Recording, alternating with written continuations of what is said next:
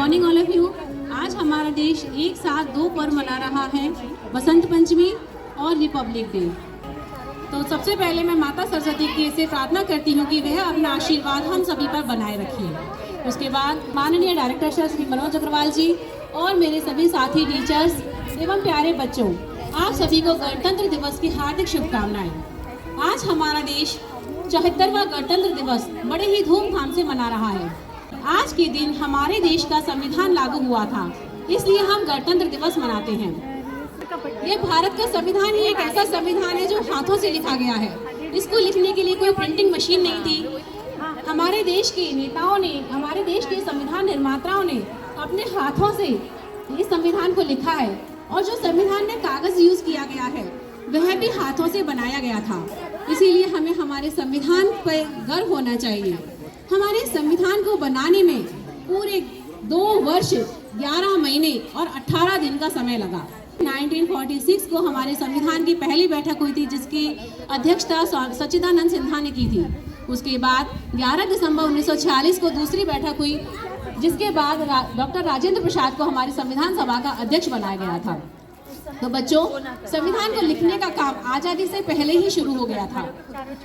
Britishers जो थे, जब पूरे विश्व में दूसरा विश्व युद्ध चल रहा था, तो उनको एहसास हो गया था कि भारत को भी हमें आज़ादी देनी ही पड़ेगी। परंतु उन्होंने एक शर्त रखी थी कि उन्होंने कहा था कि पहले देश को चलाने का तरीका तो सीख लो, उसके बाद आज़ादी की बात करना। तो उन्होंने कहा कि सबसे पहले आप अपना संविधान बनाइए, फिर हम देश को आज़ाद करेंगे। परंतु 15 अगस्त सन 1947 को हमारे देश को सौभाग्यपूर्ण हमारे देश को आज़ादी मिल गई। इसीलिए 15 अगस्त को हम स्वतंत्रता दिवस मनाते हैं।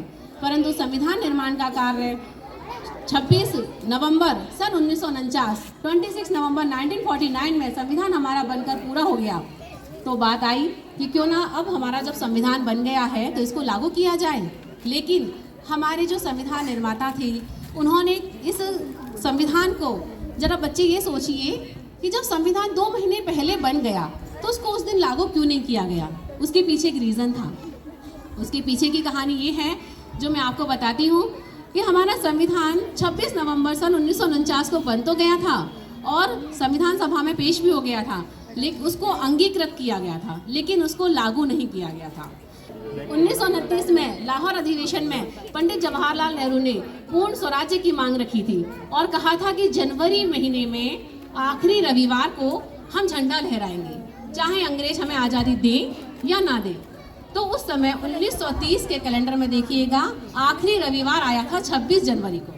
तो 26 जनवरी 1930 में वहाँ पर झंडा फहराया गया और उन्होंने फैसला किया कि प्रति वर्ष 26 जनवरी के दिन हम झंडा लहरा करके अपना स्वतंत्रता दिवस मनाएंगे। लेकिन हमारी आज़ादी तो अगस्त में हो गई थी, तो जब से 15 अगस्त 1947 को हम स्वतंत्रता दिवस मनाने लगे, अब उस 26 जनवरी की तिथि को यादगार करने के लिए हमारे संविधान निर्माताओं ने संविधान लागू करने के लिए 2 महीने का इंतजार किया।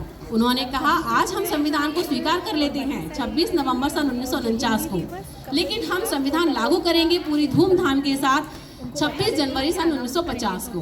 तब से हम 26 जनवरी 1950 को अपना गणतंत्र दिवस मनाते आ रहे हैं और आज के दिन राष्ट्रपति को 31 तोपों की सलामी दी जाती है। दिल्ली में लाल किले पर, राजपथ पर हमारे देश की तीनों सेनाएं अपनी अपनी शक्तियों का प्रदर्शन करती हैं।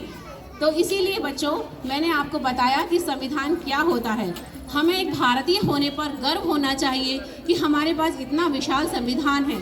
हमारे देश की आज़ादी को बनाए रखने के लिए, हमारे देश की आज़ादी को प्राप्त करने के लिए अनेक शहीदों ने अपना योगदान दिया है।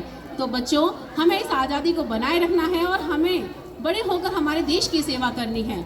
बड़े होकर हमें ऐसे महान कार्य करने हैं कि जो हम अपने देश हित में हों।